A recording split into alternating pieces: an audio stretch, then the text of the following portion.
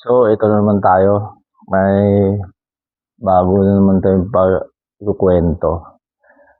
Siya nga pala, ano to, birthday ko lang nung 31 ng March. So, ano to, birthday ko, tapos, yun, bago ko makalimutan pala, sa batch ko na best friend ko ng high school, elementary, nung nasa Notre Dame pa kami dun sa Bungaw, Tawi-Tawi. Kasi doon ako lumaki. Pa-shout out kay Almisil Ibnu Hajer. Shout out sa'yo. Sinabi pa niyo pa-shout out daw, Batang Lamyon. Di naman Batang Lamyon. Batang Quiapo tayo eh. Alala ko.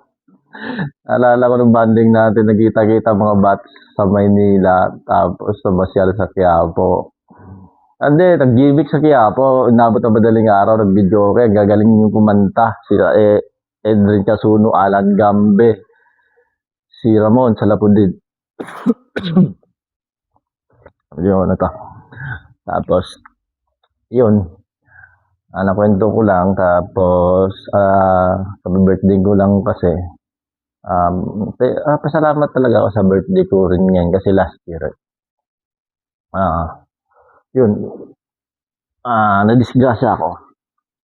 Wasak tong mukha ko kasi na-shutdown ako sa pagdadrive. Nakatulog, tapos single motor. Pagising ko, nasa hospital na ako. Tapos, timing naman, December yun eh, na dito yung kapatid ko nagbabakasyon. Yun, mga bayaw ko tumulong dun sa hospital. Pagising ko, yun, buhay pa rin kasi hindi naman ako natatakot din na mamatay kasi nga wala naman tayong karapatan na kung bakit anong pag-iingat natin sa buhay kung kukunin talaga tayo sa taas. Wala talaga. Ganun din naman yun. Kumbaga, pagising ko, buhay pa rin. Parang gano'n, buhay pa rin. Masamang damo. Masamang damo ata kasi buhay pa eh. So, siguro, hindi ko rin alam na baka kung ano bang bibigay, baka may mission pa nga. Mission sa giyera. Baka ako pa makapagpigil sa Iran. Laban ng Iran sa US. Hindi naman siguro. Tapos, yun. Salamat pala sa kapatid ko kapatid ko na sa Maynila, si Manang Lisa, Castillo na siya ngayon. Yun. Gumawa pa siya ng video sa akin, na binati ako ng happy birthday. Thank you talaga, Manang Lisa. Kaya Ate Mayet din, thank you din, bumati ako. Saka si Ate Tess, busy siguro, hindi na ako nabati. Kasi, kapatid ko si Anthony na sa Sambuanga ngayon, yun. Yung kasi kumbaga, spoiled kasi ako dati doon siya kasi nagparal ng college yun. Kaya ngayon, medyo may tampuhan nga. Alam mo na, tampong kapatid nga na. Yun, hindi mo iwasan eh. Kumbaga,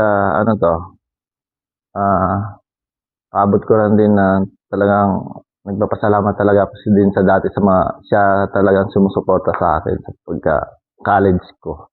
Na-spoiled ako, binilan ako lahat. Motorsiklo, talaga. Kaya ako nagkapag-asawa ng maaga. Ikaw ba naman, actor ka eh. May motor ka na galing Malaysia. Transfer ko sa Cotabato, doon ako nag-college. Dami naghabol sa babae kasi siyempre, yun, binigyan niya ako ng business doon na may computer shop, may negosyo ako habang nag-college ako. Tapos may magandang motor. Naalala ko, TGM ata yun, parang big bike titingnan. So dati kasi, ang uso pa dati, yung AR-80 na Kawasaki na maliit. Pero yun, nabigla sila doon, may motor na gano'n, galing Malaysia. Binilangan kasi ako ng utol ko nga, si Anthony, ng gano'n. So, yun, bigla tayong sumikat doon. Kaya inabot, nakabuntis. Yung gano'n. Tapos, yun, nakapag-asawa ng maaga. 20 years old pa ata ako doon. Tapos, umuwi kami ng Tawi-Tawi.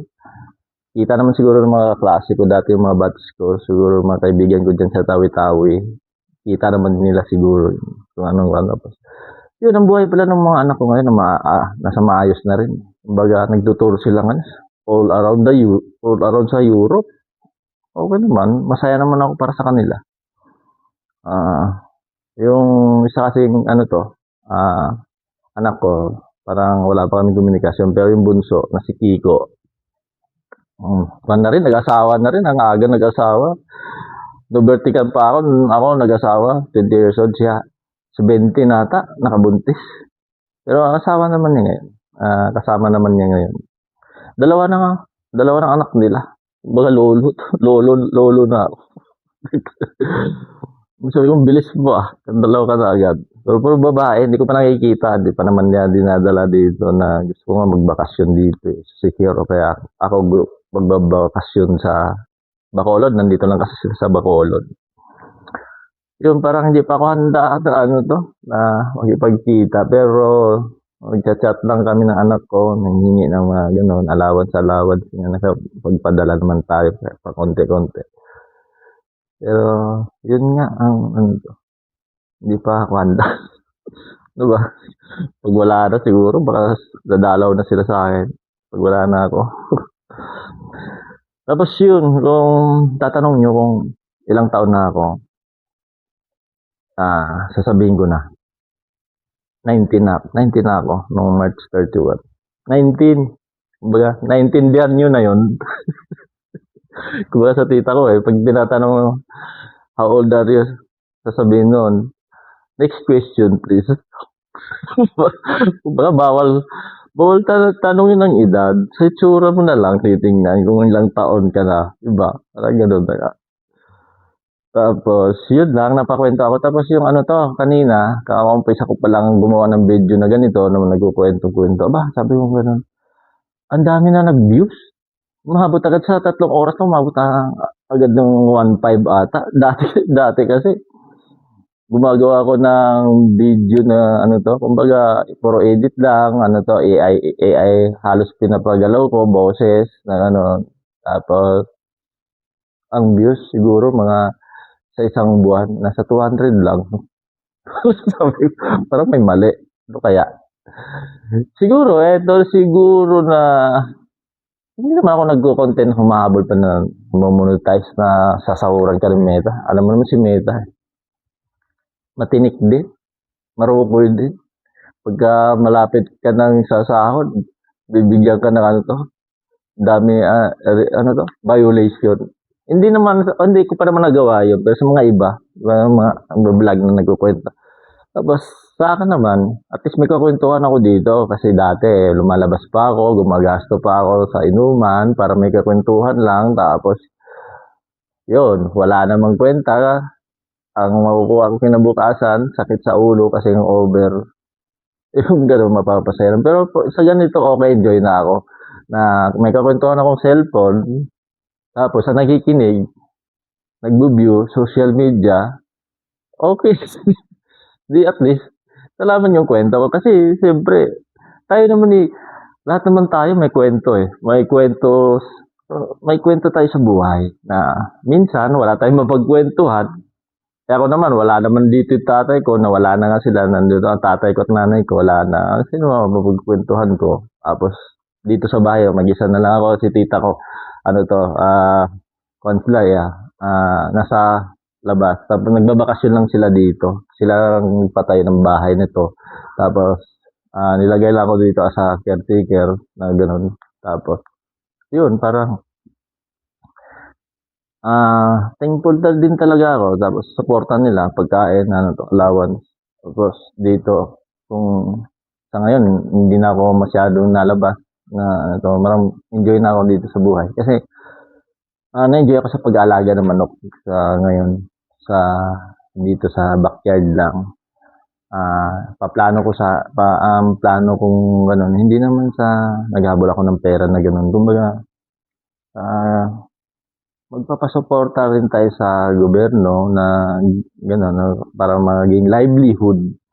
Subok lang naman sa paunti-unti. Parang masaya kasi tayo pag nakakatulong. Masaya ako pag nakakatulong sa mga tao na nakikita ko naman. Lalo na pag walang-wala.